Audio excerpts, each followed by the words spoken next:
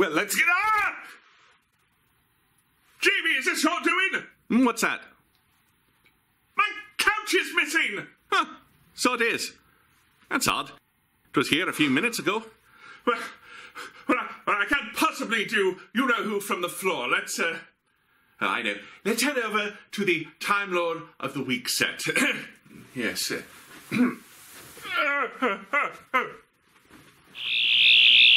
Missing, reviewer? Or could it be that you just couldn't see it? Could it be someone shrunk it while you weren't looking? Could be. Jamie, I'm telling you, if this is one of your practical jokes, it's in very poor taste. Poor taste indeed. I wouldn't touch your precious couch. I don't have medical... Oh, ha ha ha. Hello, everyone, and welcome back to You-Know-Who. I'm your host, the reviewer. And with me, as always, is my cameraman, Jamie, who's a very naughty boy indeed. Let's dive right back into Doctor Who. This is The Lie of the Land. Jamie, how about this? Whoever took the couch, I'll turn the lights off, and then they have 10 seconds to put it back. No questions asked.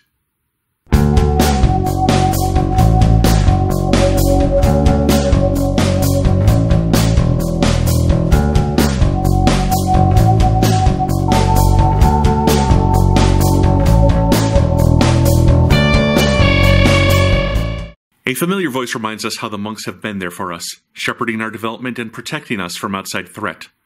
The Doctor reminds us that all we need to do to benefit from the monks is obey, even as armed soldiers burst into a family's home and arrest the mother.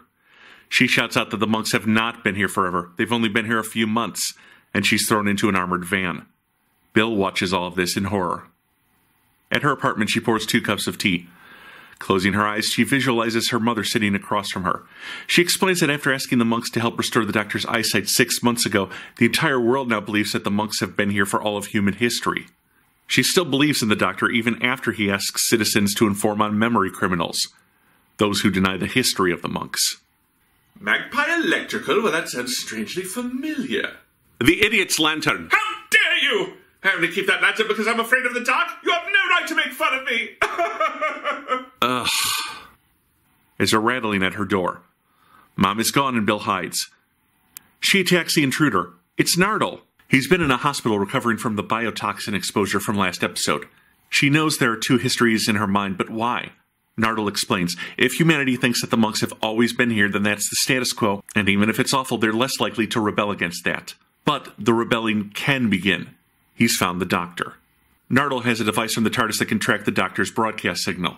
He's in the middle of the North Sea on an old prison boat. They'll get to him on a supply ship. They get aboard and are almost caught when security asks to inspect their papers, but it's interrupted by the arrival of a monk who walks past them in an inspection. They find the Doctor, who immediately alerts the guards. He's not happy to see them. He calls the monks and says that when they arrive, he'll do the talking. He really is working with them. Through the monks, he can eliminate some of the human race's less charming flaws. War, poverty, racism. Even with the deaths the monks cause, the human race will be better off on the whole. Because even with free will and all of history telling them they were making the same mistakes over and over, they still made those mistakes, and people died and suffered for them. This is a good acting moment for Capaldi, playing up the Doctor's disdain for humanity's lesser qualities. The 12th Doctor is funny and angry. He should never be forgiving and conciliatory. Plus, the Doctor reminds her this invasion is her fault. Bill made the deal to give him his eyesight back. He didn't ask for that. Humanity is better off with the monks than, say, enslaved by the Daleks. Bill tests him, bringing up that fish monster from Thin Ice and saying it was in France. He knows it was the Thames. Bill was testing to see if he truly was the Doctor, and if he was faking this allegiance to the monks for the guards' benefit. He isn't. He is truly working with the monks.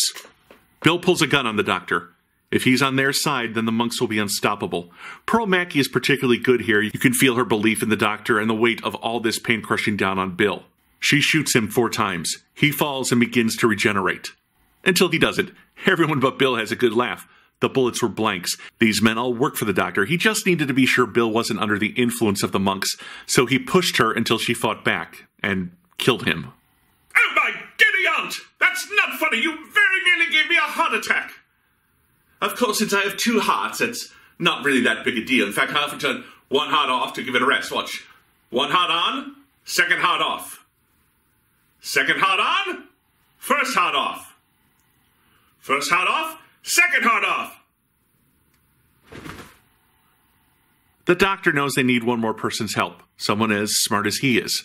Nardal can't believe it's come to this, and I almost can't believe we're getting a good performance out of Matt Lucas. For once, Nardal isn't the wet blanket, the Jiminy Cricket character. He's doing funny things and actually moving the plot along. I wish we'd get to see more of this Nardal from the writers. They return to the vault under the college. In a central octagonal chamber, Missy is playing her piano. Bill's not that impressed until the doctor introduces Missy as a fellow Time Lord. Missy has defeated the monks in the past. She'll help, but she wants some creature comforts. The doctor is worried she'll try to escape with these things, but she reminds him she can get out whenever she wants, but she's giving being good a try. She'll stay here. She walks the doctor through the monks' process. They take a human that consents to their rule. This forms a psychic link between the monks and the human race. The statues they've constructed are to enhance that signal and broadcast it globally. If they're to free Earth, they need to find the person who made the deal and kill them.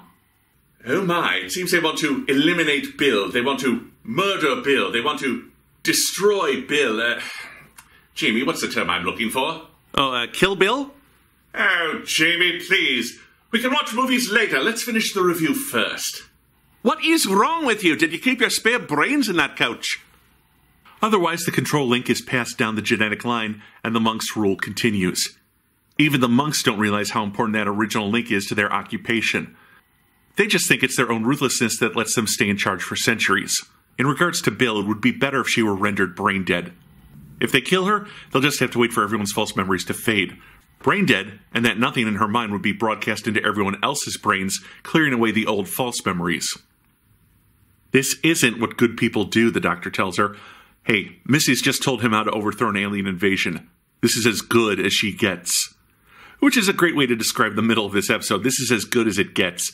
Missy is fun, as usual, but the rest of the characters never seem that sincere in considering the weight of her plan. The doctor and Bill quickly brush it off, and it's never given the serious consideration it needs to affect the audience. At his headquarters, the doctor has an alternate plan. They break into the monk's space, find the machine broadcasting the false memories, and the doctor plugs himself in, restoring human history. They've realized there are only about a dozen monks on the planet, but the closer they get to the transmitter, the harder it will be to resist their mind control. The doctor has cobbled up some devices to keep their brains clear of the propaganda. They listen to Bill speaking the truth of the monks' occupation as they invade the aliens' cathedral. Several monks arrive and begin killing guards. One gets away, but his anti-monk device is smashed. They get to the transmitter, and Alan, the guard, pulls a gun on the doctor. The monks have always been here, and Alan won't let the doctor hurt them. He then passes out thanks to a Torovian neck pinch by Nardal. Now, I know many of you think that was a reference to another sci-fi show, but Doctor Who simply does not do that. While it's extremely self-referential, it never cites, spoofs, or even parodies another sci-fi show in a way that would lend credence to its existence within the Doctor Who universe. Now, please, do not die right away and get rich as we return to this review. They see that the false history transmitter is powered by one of the monks, his brain constantly pumping out their propaganda. The doctor tries to telepathically override him, but the monk's mind is too strong, and he's hurled off the machine. He passes out, and when he wakes up, he's handcuffed. Bill has realized this is her moment. It's her mind co-powering the transmitter, only she can free humanity. She kisses the doctor goodbye, hugs Nardal, and touches the machine. Just as it looks like the machine is about to overpower Bill, her mother appears to her again, and all of a sudden the monk is struggling. Unfortunately, so was I. It's a weak ending, but then the monks have been weak villains. Living mummy versions of the Cybermen. They show no emotion and then just start zapping people. Here, the big struggle for the fate of the Earth is personified by Bill struggling to hold on to the dummy head of a monk. Meh. The pictures the doctor gave Bill of her mother have formed a perfect image in her head, untouched by the monks. That purity lets Bill push back against their influence. Her mother is a figure of love and trust and broadcast into every mind, showing humanity a world without the monks. The human race rebels, and the remaining monks flee the planet. Freed, humanity no longer remembers the monks. When their propaganda was removed from humanity's minds, the human race forgot about them. Humans will never learn, the doctor laments. But if the doctor hates humans so much, why does he spend so much time here? Because every once in a while he finds a human worth the trouble. And this ending was almost worth the trouble of the last 2 or 3 episodes. It's Mackey and Capaldi hitting their strides with their characters. Bill's optimism meeting the Doctor's cynicism, and the two balancing each other out, but never changing the other. Missy is feeling guilt. Michelle Gomez has been her usual delightful self in this episode, but I can't help feel any real change on her part is a deception. I'm intrigued as to where this is going, and perhaps Moffat has hit upon a season-long plot that works.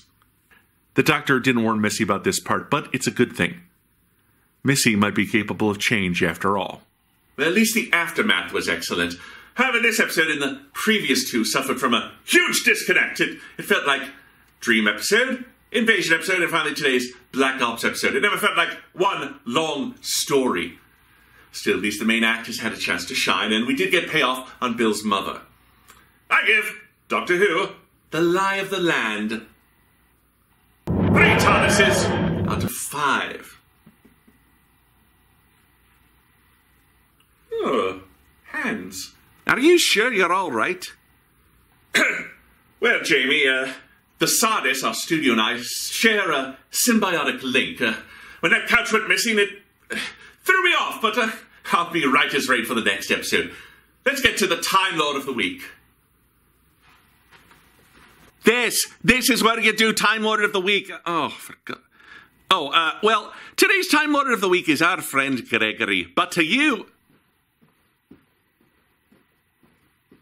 Yikes. To you lot, he's known as Big Daddy Cool, the hippest cat in the land. He's the penis. Pianist! Oh, right, a guy who plays the piano. He's the greatest musician to play it in all of time and space. From classical to jazz to the works of the Doctor. Dr. John, that is. He plays rock and roll. That guy can do it all. How? He hides a CD player in the piano and presses play before the concert starts. Yes, thank you, Francine. You promised never to call me that in public. Jamie, I don't know what's wrong with me. I'm all discombobulated, but I know it'll calm me down. I have 2 tickets to Greg's next concert, and I understand he has a new CD, The Best of Ragtime. Well, I can almost hear that music now.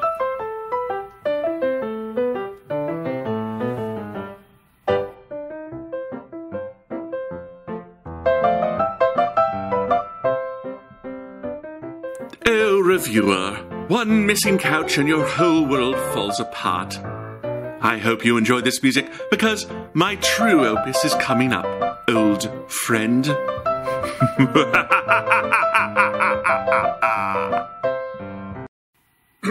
Hello, everyone. I'm the reviewer. Would you like to appear on this season of You Know Who as a Time Lord? You would. Fantastic. Simply go to the Last Angry Geek's Patreon page, pledge the $10 level called Geek Lord, and send the geek a picture of yourself that you would like to appear on You Know Who. I'll come up with a Time Lord name and origin for you. But there are only so many slots available, as there are only so many episodes of You Know Who for this season. So act now. Thank you, and good night.